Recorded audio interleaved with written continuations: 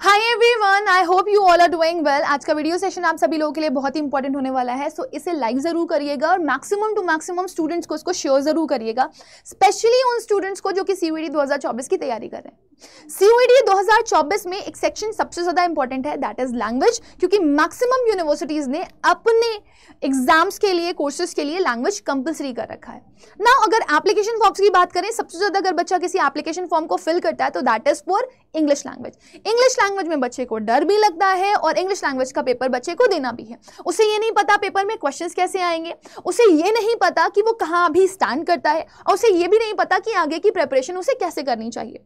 तो my dear students, आज का जो वीडियो है वो एक तरह का रियलिटी चेक आप लोगों के लिए होने वाला है, ताकि आप ये समझ पाओ कि आप अभी कहाँ स्टैंड करते हो। सो मैंने क्या किया है, मैंने आपको आज के सेशन में 30 क्वेश्चंस प्रोवाइड किए हैं फॉर इंग्लिश लैंग्वेज, जिसमें आपको आंसर्स देकर के ये चेक करना है कि आप कहाँ स्टैंड कर रहे हो। क्या आप वो क्वेश्चन कर पा रहे हो या फिर आप वो क्वेश्चन नहीं कर पा रहे हो, यानी कि आप इंग्लिश में फेल हो रहे हो या फिर आप इंग्लिश में पास हो रहे हो।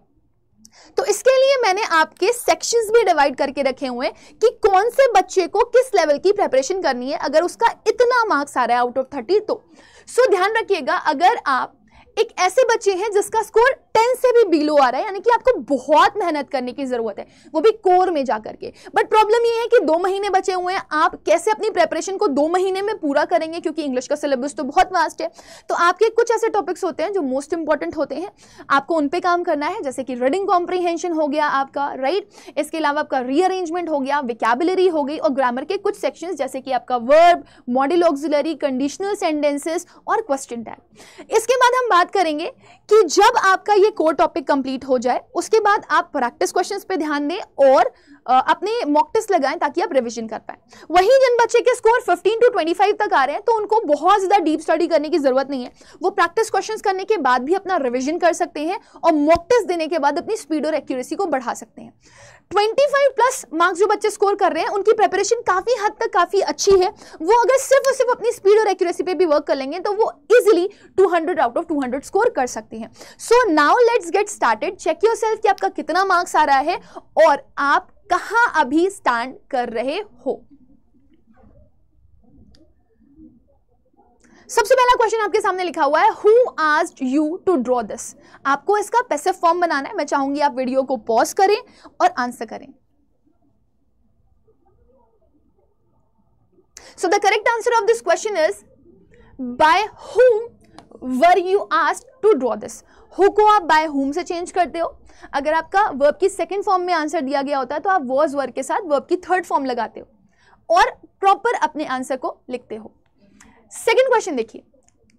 Second question is, choose the correct meaning of the word intent. Pause the video and answer. Intent का करेक्ट मतलब होता है पर्पस। थर्ड, आपको एक सेंटेंस दिया गया है जिसमें आपके एक वर्ड अंडरलाइन है, उसको आपको आंसर करना है कि उसका सिनोनिम क्या होगा। The word is tactical. Pause the video and answer. Tactical का आंसर होता है स्ट्रैटेजिक। नेक्स्ट क्वेश्चन है, when he asked how old are you। ना आपको इस सेंटेंस का इनडायरेक्ट स्पीच में कन्वर्जन करना है और आपको यहां पर करेक्ट ब्लैंक फिल करनी है। Pause the video and answer. So the correct answer is, जब आप इसको चेंज करेंगे तो आपको ध्यान रखना है, डायरेक्ट से इनडायरेक्ट स्पीच में चेंज करते टाइम क्वेश्चन नॉर्मल सेंटेंस में बदल जाता है। सब्जेक्ट पहले आ जाता है, हेल्पिंग वर्ब बाद में आ जाती है। सो उस हिसाब से अगर आप करेक्ट अपना आंसर देंगे तो यहाँ पे क्या लगेगा, how old I was. Normal sentence में बदल गया है, सब्जेक्ट पहले आ गया है, हेल्पिंग वर्ब बाद में आ गई है, आई के साथ वर नहीं लगता, वॉज लगता है। फिल इन द ब्लैंक आपको यहां पर करना है और यहाँ पे करेक्ट आंसर आपको बताना है कि कौन सी preposition लग करके करेक्ट फ्रेजल वर्ब होगी। Question is, she is on the look dash for a new job. So the correct answer of this question is look about for, which means try to locate और search. Next, अब आप यहां पर देख सकते हो आपका 6th क्वेश्चन है। आपको कुछ वर्ड्स दिए गए हैं, स्पेशली फ्रेजल वर्ब, उनकी करेक्ट मैचिंग आपको करनी है। So pause the video and answer.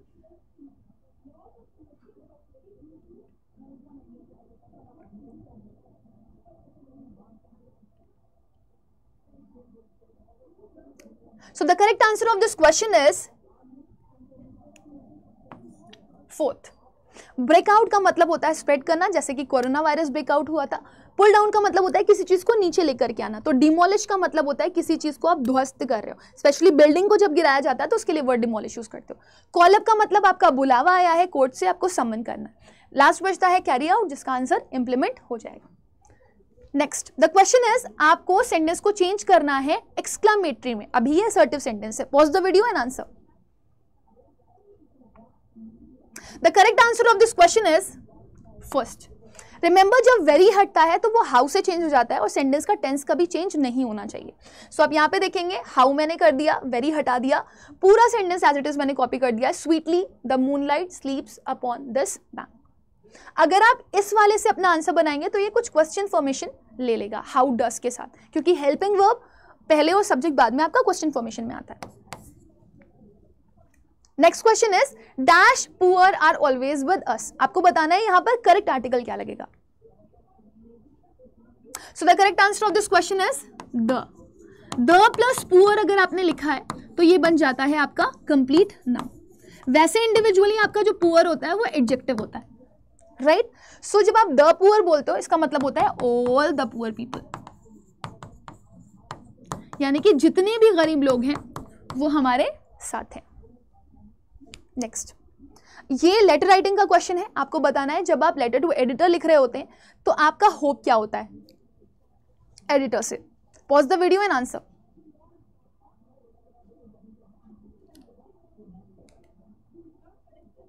The correct answer of this question is, find a resolution to an issue by drawing attention of the concerned authority. Next, again ये letter writing का question है। आपको बताना है इनमें से कौन सी चीज इनफॉर्मल लेटर का पार्ट नहीं हो सकती। Pause the video and answer.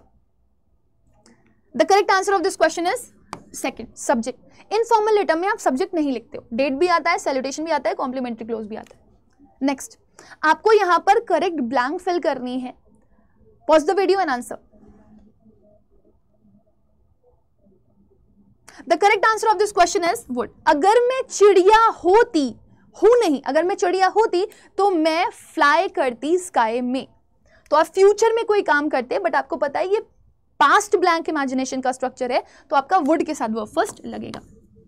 Next, आपको इस सेंटेंस का पैसिव फॉर्म बताना है। Pause the video and answer. The correct answer of this question is fourth. Build आपकी वर्ब की सेकंड फॉर्म है जिसका फर्स्ट फॉर्म होता है बिल्ड, और इसको अगर आप चेंज करेंगे तो आपका वॉज या वर के साथ वर्ब थर्ड लगाते हो आप। सो the correct answer is was plus verb third. Being continuous हो जाता है, बिल्ट एक्टिव ही रह जाएगा और इस बिल्ट प्रेजेंट का पैसिव बना रहे हो आप। Next, out of the woods का आपको मीनिंग बताना है। This is an idiom. अगर आप जंगल से बाहर निकल गए हो यानी कि आप जंगल के खतरे से बाहर निकल गया हो। So the correct answer of this question is C.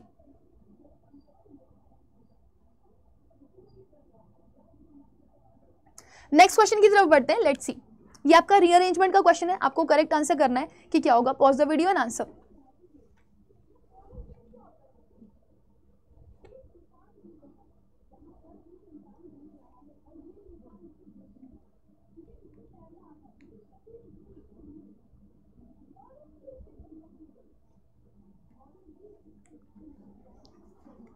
Very good. So let's see the correct answer of this question. सबसे पहले आप यहाँ पर एलिमिनेशन टेक्निक लगा सकते हो कि किससे आपका सेंटेंस स्टार्ट हो सकता है या किससे नहीं, या फिर आपको रीअरेंजमेंट के लिए सिर्फ तीन चीजें चेक करनी होती हैं, logical pairs, elimination and last one is synchronization. तो सबसे पहले अगर मैं लॉजिकल पेयर्स के लिए जाती हूँ तो मुझे आंसर क्या मिल जाएगा। मुझे अपना सेंटेंस स्टार्ट करना है विद अ सब्जेक्ट। जस्ट एक सब्जेक्ट नहीं है, रिसर्च एक सब्जेक्ट हो सकता है, कट वर्ब है आपका, वर्ब आपका एक सब्जेक्ट नहीं हो सकता, सेंटेंस नहीं स्टार्ट हो सकता इससे। 100 भी वर्ब से सेंटेंस नहीं स्टार्ट हो सकता। So your sentence can start with D और your sentence can start with B, right. So आप यहाँ पर अगर अपना सेंटेंस स्टार्ट करते हो, मान लो एक प्रॉपर सब्जेक्ट से, सपोज आप यहाँ से शुरू कर रहे हो टीन से। सो आपने लिखा टीन्स एंड अडल्ट्स हु, तो ये क्या कर रहे हैं, who cut their social media usage for. So D का पेयर किसके साथ चला गया, सी के साथ। फॉर कितने दिन तक, for just a few weeks, कुछ हफ्ते तक, राइट। आगे हम क्या लिख सकते हैं, आगे हम लिख सकते हैं saw significant improvement in their body image. तो उनकी बॉडी लैंग्वेज में थोड़ा बहुत तो चेंज देखने के लिए आपको मिलेगा ही मिलेगा। सो आप देख लो आपके पास DCAE का कॉम्बिनेशन कहाँ पे आ रहा है, यहाँ पे नहीं आ रहा, यहाँ पे आ रहा है, यहाँ पे आ रहा है, यहाँ पर नहीं आ रहा। अब now you have to check for कि क्या बी से आपका सेंटेंस एंड हो सकता है या बी से सेंटेंस शुरू हो सकता है। सो बी से सेंटेंस यहाँ पे लिखा हुआ है बेनिफिट एज, तो बी से सेंटेंस एंड तो नहीं कर सकते बट शुरू जरूर कर सकते हो, तो आपका करेक्ट आंसर क्या हो जाएगा? Next, The institute has invited an dash speaker for a lecture. Pause the video and answer.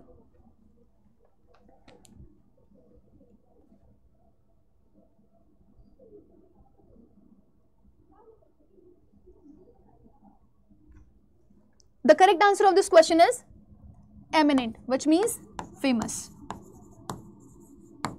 Imminent भी वर्ड होता है जिसका मतलब होता है कोई ऐसी चीज जो कि जल्द ही होने वाली है, पक्का होगी। ये आपके जो स्पेलिंग्स हैं वो रॉन्ग लिखी हुई है।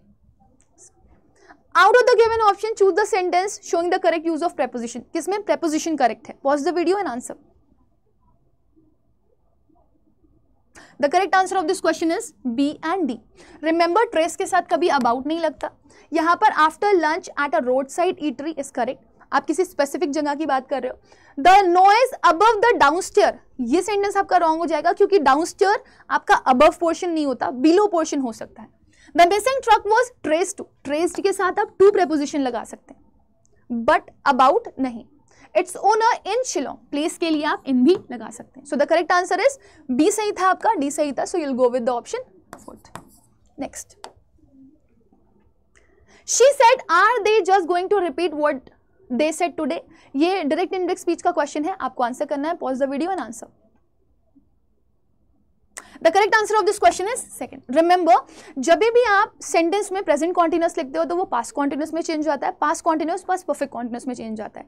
क्वेश्चन फॉर्मेशन नॉर्मल सेंटेंस में जरूर चेंज हो जाएगा। सो प्रेजेंट कॉन्टिन्यूअस पास्ट कॉन्टिन्यूअस में यहां पर चेंज हो रखा है, बाकी अगर आप सेंटेंस देखेंगे तो आप इजीली एलिमिनेट कर सकते हैं। नेक्स्ट, आपको ग्रेटिस का मीनिंग फाइंड करके बताना है। This is a foreign word. Pause the video and answer.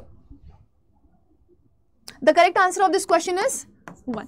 ये मैंने अपनी क्लासेस में आपको पढ़ाया हुआ है। ग्रेटिस का मतलब होता है कुछ भी अगर आप फ्री में लेते हो तो, जैसे जब आप मार्केट जाते हो तो मार्केट में आपको सब्जी के साथ मिर्ची और धनिया फ्री मिल जाता है। Next is choose the option that have question tag. Question tag क्या होता है आपको पता होना चाहिए, बताइए आंसर क्या है। Pause the video and answer. So the correct answer of this question is B and D. Question tag आपका कॉम्बिनेशन होता है हेल्पिंग वर्ब प्लस प्रोनाउन का, जो कि किसी भी सेंटेंस के एंड में लगा हुआ होता है कॉमा के बाद।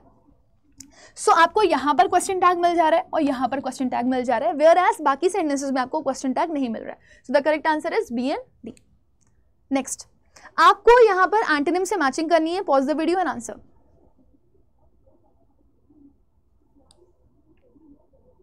The correct answer of this sentence is second. Vigilant का मतलब आप अवेयर हो तो आप अनवॉचफुल होते हो, तो आप अनकेयरफुल होते हो। इम्प्यूडेंस आप बोल सकते हो थोड़ी सी ऐसी सिचुएशन को जहां पर आप अपने आप को बताना चाहते हो कि आप मॉडेस्ट नहीं हो, राइट। सो इसका ऑपोजिट क्या हो जाएगा? मॉडेस्टी। ऑफस्प्रिंग मतलब आपके जो आने वाली जनरेशन है, एंसेस्टर्स, आपके पूर्वज। ब्राइट का उल्टा हो जाएगा आपका डल। So the correct answer is third, जो सारे ऑप्शंस को मैच कर रहा है। Next, identify the sentence containing adjective clause. Pause the video and answer.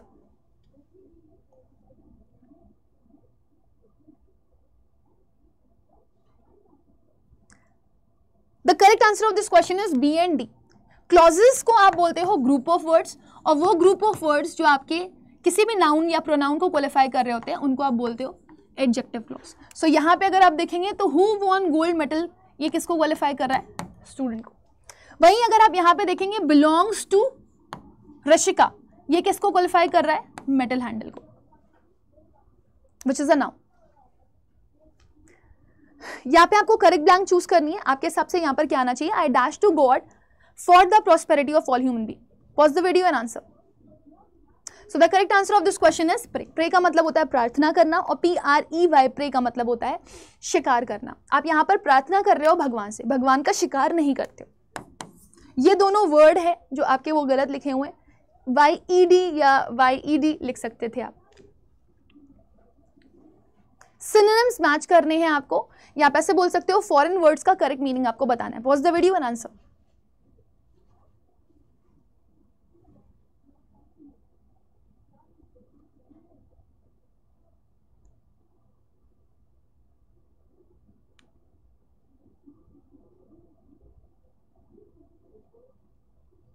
So the correct answer of this question is third. Remember this, पर से का मतलब होता है आप सिर्फ और सिर्फ अपने लिए कुछ कर रहे हो, फॉर इट सेल्फ और by itself only. Ad hoc का मतलब होता है जब कोई चीज स्पेसिफिक पर्पस के लिए लाई जाती है. स्टेटस को का मतलब यथास्थिति, और अला कार्ट आपका जनरली रेस्टो में होता है जो आप इंडिविजुअल ऑर्डर करते हो या फिर पर्सनलाइज ऑर्डर ऑफ डिशेस करते हो वो. सो आपका ए का थर्ड हो गया, बी का फोर्थ हो गया, सी का सेकंड हो गया और डी का फर्स्ट हो गया. Next, pause the video and answer the correct adverb which is to be placed here or adjective to be placed here. The correct answer of this question is second. आप वो कह रहे हो he cut my hair, वो मेरे बाल काटता है. तो कैसे काटता है आपके वो बाल? How he cuts your hair. So यहाँ पे आप verb को qualify कर रहे हो. verb को qualify adjective नहीं करता, तो आप ये दोनों eliminate कर सकते हो. प्लस आप यहाँ पर comparison नहीं कर रहे हो. So when you are not doing comparison, आप comparison degree के लिए कंपैरेटिव डिग्री भी नहीं लगाएंगे. सो आंसर क्या हो जाएगा? Second. Next, pause the video and answer. यहाँ पे करेक्ट फॉर्म ऑफ वर्ब क्या लगेगी? The correct answer of this question is verb. Many students, जो कि आपका प्लूरल सब्जेक्ट है, उसके साथ आप एक प्लूरल ही वर्ब लगा सकते हो. प्लूरल वर्ब होती है आपकी वर्क. वर्क तो है नहीं यहाँ पर. इज, एम, आर, वॉज, वर के बिना वर्ब की आईएनजी फॉर्म नहीं आती. हैज, हैव, हैड के साथ वर्ब की थर्ड फॉर्म आती है, तो आप ये दोनों एलिमिनेट कर सकते हो. स्टूडेंट लिखा होता, सब्जेक्ट सिंगुलर होता, तो वर्ब सिंगुलर आप लगा सकते थे. That's why your correct answer is first. Choose the correct adjective for this.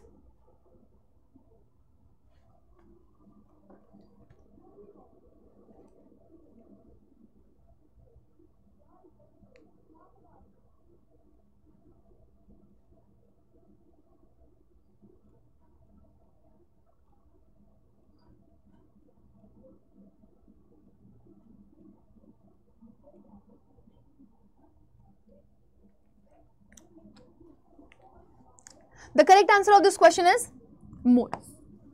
You have to find dash evidence to prosecute him. अगर आपको उसके ऊपर दोष मतना ही है या आप उसको सजा देनी ही है, तो आपके पास और एविडेंस होने चाहिए. तो जो अभी है उनके कंपैरिजन में आपके पास ज्यादा होने चाहिए. तो the correct answer is third. Least come evidence होंगे तो काम नहीं चलेगा. सबसे ज्यादा, सबसे सुप्रीम आप नहीं दिखा रहे हो यहाँ पर. और लिटिल का मतलब होता है नेगेटिव सेंस, तो नेगेटिव सेंस आप नहीं ले रहे हो. आपके पास ज्यादा अगर होंगे तो ही आप किसी के ऊपर दोष लगा सकते हो, अदरवाइज नहीं. नेक्स्ट क्वेश्चन इज, आपको यहाँ पे बताना है what is the word that is wrong. Pause the video and answer. The correct answer of this question is sheep. Flock is a group of anything. किसी भी चीज के ग्रुप को आप बोल सकते हो फ्लॉक. जैसे फ्लॉक ऑफ बर्ड भी होता है, फ्लॉक ऑफ शीप होता है. आपके कुछ वर्ड्स हैं जो एस और एस फॉर्म कभी नहीं लेते, जैसे कि शीप हो गया, फिश हो गया जब वो नाउन के फॉर्म में यूज होते हैं, तो डियर हो गया. They are very important. Next, benevolence का आपको एंटोनिम बताना है. बेनेवलेंस का एंटोनिम हो जाएगा आपका मैलवलेंस. मासूमियत, और अगर आपका दिल काला है, आप बुरा सोचते हो लोगों के बारे में, तो मैलवलेंस है आपके अंदर. एक्सक्लेमेटरी सेंटेंस में आपको उसको चेंज करना है. Pause the video and answer. The correct answer of this question is third. What great poetry you right.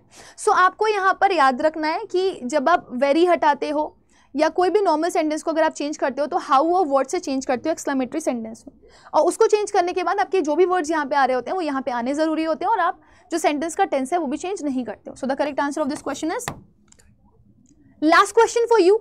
आपको बताना है ये जो अंडरलाइन वर्ड है वो एक इडियम का मीनिंग है, तो वो कौन सा इडियम है जो यहाँ पे यूज हो सकता है. So the correct answer of this question is 4. Now this would be the end of the session. तो आई होप कि आप लोगों को क्वेश्चंस करने में काफ़ी ज़्यादा अच्छा लगा होगा और आपका कॉन्फिडेंस कहीं ना कहीं बढ़ा भी होगा. बट कुछ स्टूडेंट्स जिनके मार्क्स कम आए हैं वो टेंशन मत लो, I am going to give you a proper solution for this.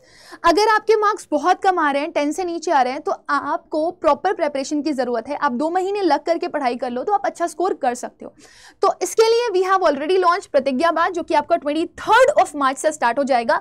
आप प्रतिज्ञा लेंगे तो आपको प्रतिज्ञा के साथ PYP किट खरीदनी पड़ेगी, जो बैच आपका 5000 अराउंड हो सकता है, जिसमें live session, counselling session, recording session, revision session सब कुछ मिलेगा। बट अगर आप प्रतिज्ञा प्लस लेते हैं तो वही 5000 का बैच आपको 3000 से भी कम में मिल जाएगा, या 3000 तक का मिल सकता है, जो PYP किट के साथ इंक्लूडेड है। और इसी के अलावा अगर कोई ऐसा बच्चा है जिसको लग रहा है कि उसके मार्क्स 15 to 25 के बीच में एग्जिस्ट कर रहे हैं, तो उनको सिलेक्शन किट की रिक्वायरमेंट डेफिनेटली बढ़ सकती है, क्योंकि इसमें आपको मिल जाती हैं बुक्स जिसमें हर एक चैप्टर से रिलेटेड मल्टीपल क्वेश्चंस दिए गए होते हैं फॉर ऑल डोमेन्स, प्लस आपके यहाँ पर मॉक टेस्ट भी इंक्लूडेड है, जिसमें आपको 190 टेस्ट दिए जाते हैं, 120 ऑनलाइन और 70 ऑफलाइन, जिसमें आपके सॉल्यूशंस के साथ ही आपको दिए गए हैं ताकि आप अच्छे से प्रैक्टिस कर सको। और वो बच्चे जिनका 25 प्लस स्कोर आ रहा है, वो सिर्फ अपनी स्पीड और एक्यूरेसी बढ़ाने के लिए हाइब्रिड टेस्ट किट का पार्ट बन सकते हैं, जो कि आपकी स्पीड और एक्यूरेसी बढ़ाने में आपको मदद करेगी, और आप यहाँ पर हाइब्रिड मोड पर अपनी प्रिपरेशन को कर रहे होगे, right. So my dear students, just जज योर सेल्फ नाउ। अपना जो भी आपने रजिस्टर लेकर के रखा है, कॉपी लेकर के रखा हुआ है, उसमें अपने मार्क्स नोट करो और फिर प्रॉपर स्ट्रैटेजी वाइज पढ़ाई करने के लिए रेडी हो जाओ, और अच्छे से पढ़ो, मेहनत करो, और डेफिनेटली आप full out of full score जरूर कर सकते हो, और आप अपने एग्जाम में अच्छा जरूर कर सकते हो। लेकिन अब से आपको फुल फोकस के साथ पढ़ाई जरूर करनी है विद पॉजिटिव इंटेंट। अगर आपको इनमें से कुछ भी लेना है तो आप अड्डा 24/7 की ऐप पर जा सकते हो। जैसे ही आप अड्डा 24/7 की ऐप पर जाओगे, आपको इंडियाज लार्जेस्ट वर्नाक्युलर प्लेटफॉर्म मिल जाएगा। आप इंडियाज लार्जेस्ट वर्नाक्युलर प्लेटफॉर्म पे जाने के बाद ऑल कोर्सेज में जाओगे और यूजी पीजी एग्जाम्स में एंटर करोगे। यूजी वाले जितने भी आपके ग्रुप्स हैं, साइंस स्ट्रीम से हो, कॉमर्स स्ट्रीम से हो, आर्ट्स स्ट्रीम से हो, इट इज़ हियर। आपको इसमें एंटर करना है, और एंटर करने के बाद आपको यहाँ पर देखो प्रतिज्ञा plus with PYP hybrid kit के साथ आपको ये मिल रहा है। So if you want to get enroll in this, you have to use one code, that is Y484. This will help you to get maximum discount. आपको यही batch कितने का मिल जाएगा? 3359 रुपीज़ का। मुझे वीडियो के बाद अपने मार्क्स जरूर बताना कि आपके मार्क्स कितने आए हैं, और अगर आपको लग रहा है आपके मार्क्स 10 से ऊपर और 15 से नीचे आए हैं, तो भी आप उसी कैटेगरी में हो जहां पर आपको प्रेपरेशन की सख्त जरूरत है और कोर के अकॉर्डिंग आपको प्रेपरेशन करनी है। So I hope my dear student, आपको ये सेशन काफी अच्छा लगा होगा। मुझे आफ्टर द वीडियो आप फीडबैक जरूर दिएगा सेशन का। तब तक के लिए bye bye, take care, God bless you all, lots of love.